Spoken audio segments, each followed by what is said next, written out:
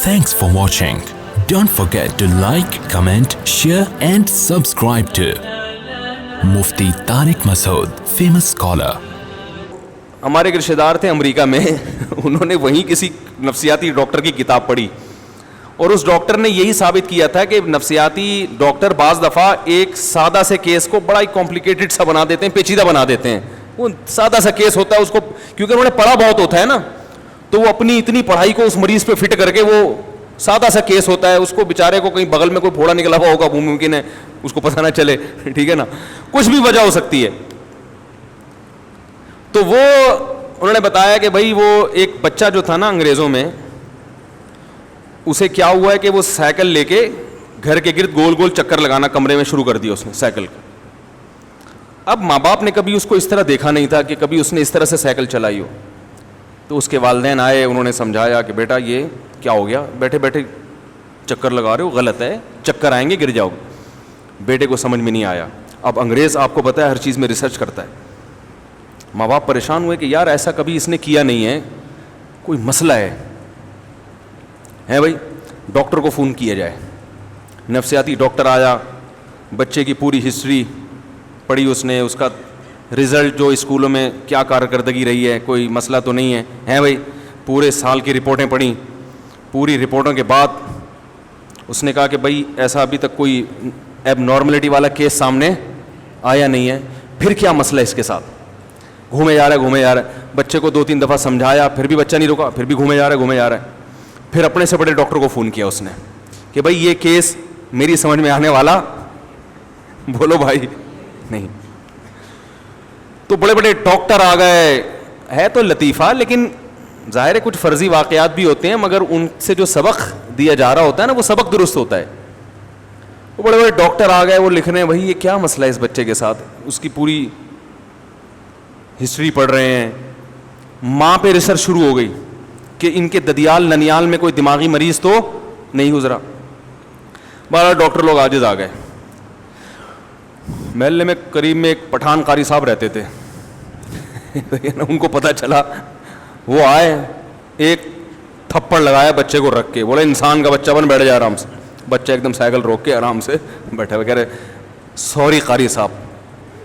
اب دیکھو کتنا آسان کیس تھا, اس بچے کو ایک زوردار جھانپڑ کی ضرورت تھی.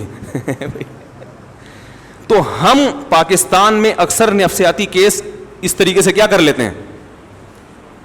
میرے پاس کالز آتی ہیں امریکہ سے کہ بھئی بچہ یوں ہے, وہ اصل میں ایکچولی بچہ صبح صبح اٹھ کے پتہ نہیں عجیب عجیب سی آوازیں نکالتا ہے, ہیں اس طرح کے ہوتے ہیں کیسز, بچہ یہ کرتا ہے اسکول میں. تو میں ان سے کہتا ہوں بھائی 2-3 طبیعت سے چماٹ لگاتا ہوں.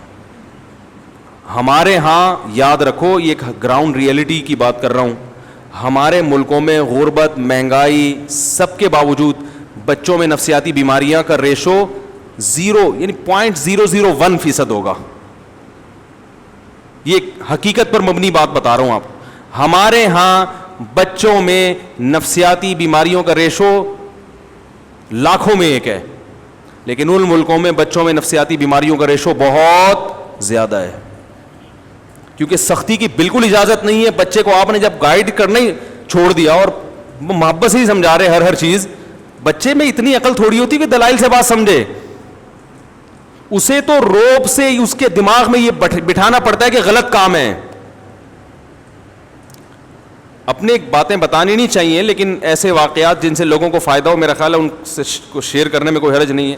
مجھے یاد ہے میرے ایک بچے نے, بچی تھی 5-6 سال کی, اس نے کہیں پرس سے 5 روپے نکال لیے.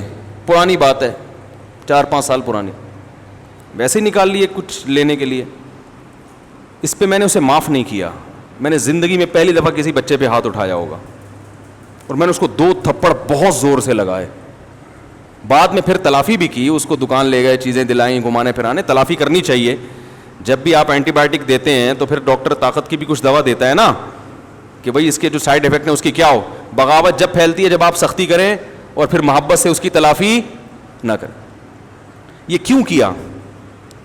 اس لیے کہ اس کے لاشعور میں یہ بٹھا دیا جائے کہ یہ معمولی جرم, بولو بھائی, نہیں ہے, یہ معمولی جرم. اس کے بعد سے اب تک الحمدللہ جتنے مرضی پیسے میرے پڑے ہوئے ہوں میز پہ, مجھے یہ اطمینان ہوتا ہے کوئی بچہ اسے ہاتھ, کیونکہ یہ خبر پھر تمام بچوں میں پھیل گئی. بات آ رہی ہے سمجھ میں؟ انگریز کے پاس یہ آپشن نہیں, وہ لاشعور میں بیٹھ جاتی ہے ہمیشہ کے لیے کہ بھئی یہ, حالانکہ وہ 5 روپے کی کیا اوقات ہے, لیکن یہ جتنے بڑے بڑے چور ہیں میرے بھائی, یہ 5 روپے سے ہی بنتے ہیں چور.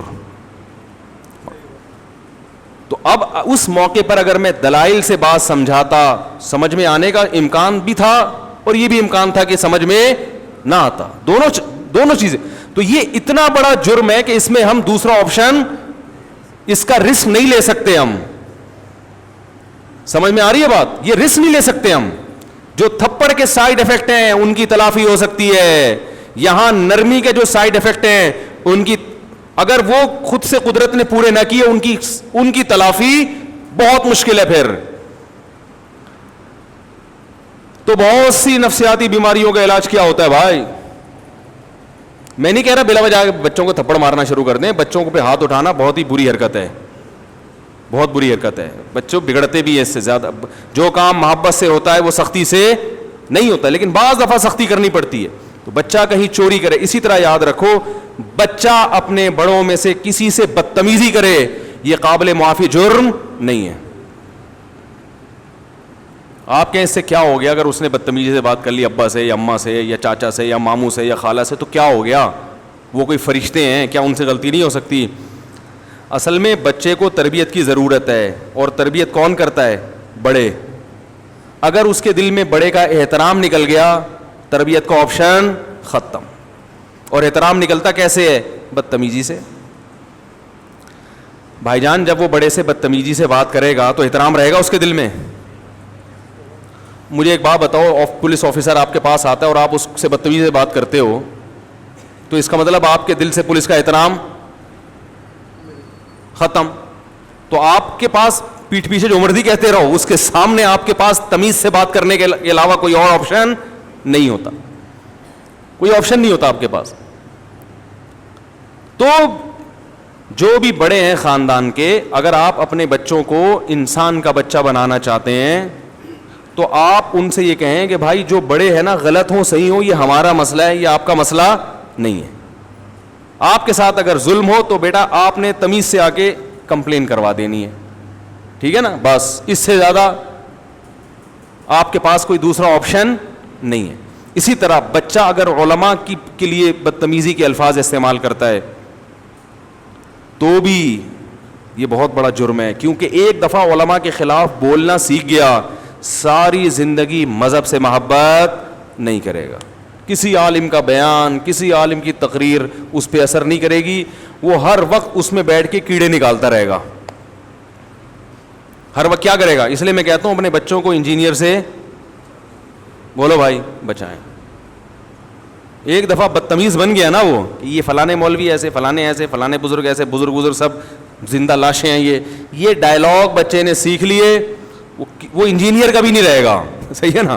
چلو وہ ایک نیا فرقہ لاتا تو ہم کہتے, نیا فرقہ لایا ہے تو ہم کہتے اسی کے پیچھے چلے, تو وہ اس کے پیچھے بھی نہیں چلے گا, کل اس میں بھی کیڑے نکالے گا وہ. تو یہ ایک مزاج بنتا ہے, تو یہ جرائم قابل معافی نہیں ہوتے. تو چوری نہ کرنے دیں اس کو, بڑوں سے بدتمیزی نہ کرنے دیں, باقی سب چیزیں ایسی ہیں جن کا علاج ہو جاتا ہے, سب سیٹنگ پہ آ جاتی ہیں چیزیں. سمجھ رہے ہیں؟ ایک صاحب تھے, ان کا بچہ سست بہت تھا, 1 گھنٹہ لگاتا تھا صبح اٹھ کے لیٹرین جانے میں, اور وہاں جا کے پھر پولیس بلوانی پڑتی تھی کہ باہر آ جا. کیا کر لے بھائی؟ باہر آ جا. تو وہ بھی پریشان اپنے بچے کے بارے میں. تو میرے پاس آئے, میں نے کہا محبت سے سمجھائیں, یہ کریں. جب نہیں آئی نا سمجھ میں, تو میں نے ان سے کہا کہ دیکھیں, ہم جہاں پڑھا کرتے تھے مدرسے میں, وہاں قریب میں ایک بیکری تھی.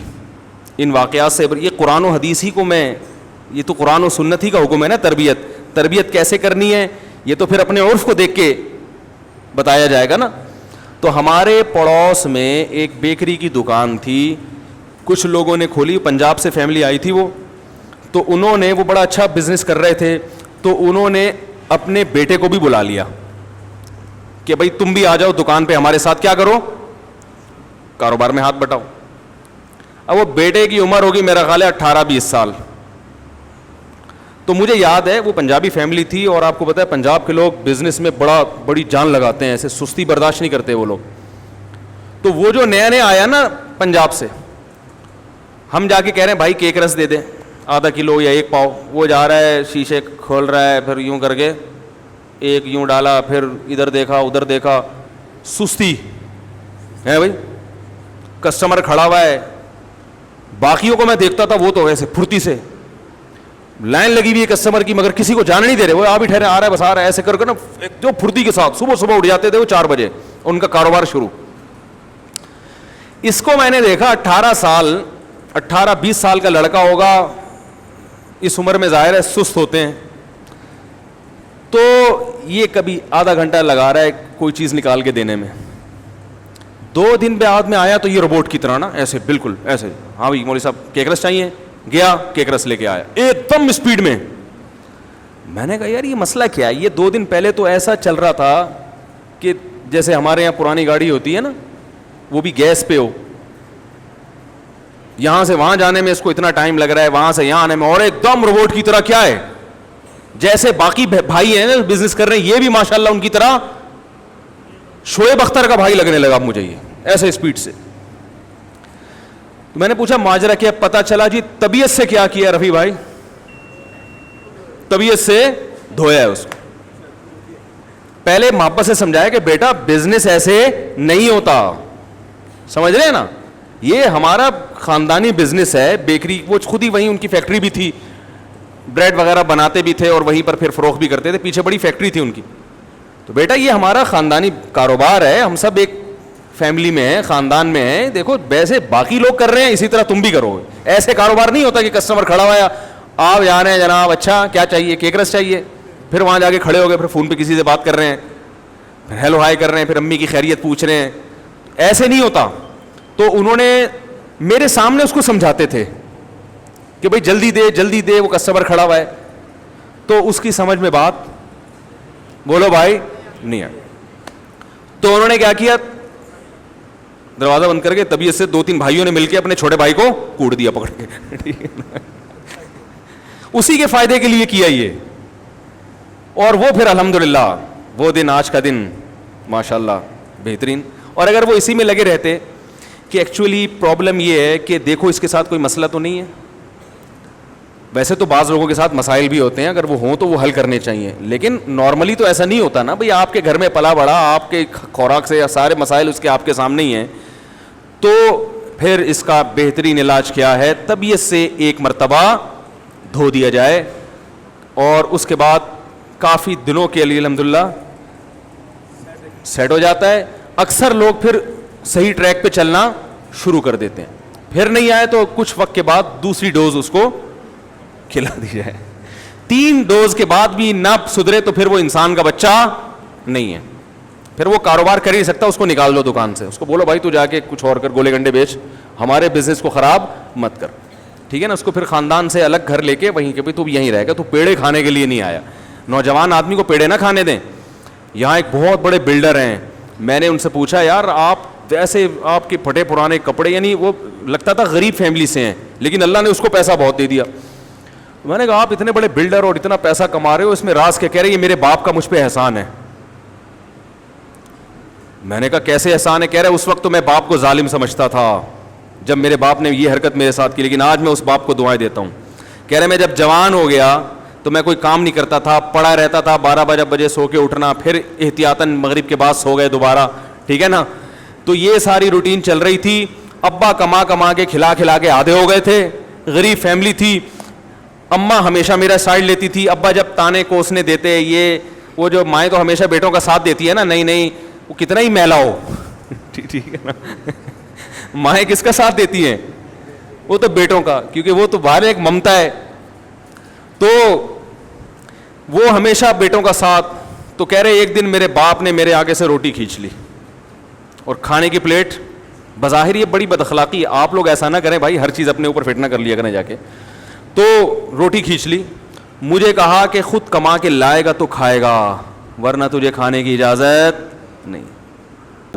پتا تھا باپ کو کہ مرے گا نہیں, باپ خیر خواہی ہوتا ہے, برا نہیں ہوتا. کہہ رہے وہ دن ہم کندھے پہ رومال ڈال کے باہر نکلے اور آج کا دن ہے الحمدللہ لاکھوں روپے مہینے کی میری آمدن ہے. سمجھ میں نہیں آ رہی بات؟ تو تربیت کا ایک یہ والا اسٹائل بھی ہوتا ہے, سمجھ رہے ہیں؟ یہ بھی, یہ ہمارے پاس یہ آپشن بھی ہے. گوروں کے پاس یہ والا آپشن, وہ اگر وہ گوروں کی بیکری ہوتی ہے, وہ ایک چترول لگاتا, وہ فوراً پولیس کو لا کے وہ سارے واجب الچترول بن جاتے ہیں جتنے بھی ہیں نا. پولیس ان کو چترول لگا رہی ہوتی. Thanks for watching. Don't forget to like, comment, share and subscribe to Mufti Tariq Masood, famous scholar.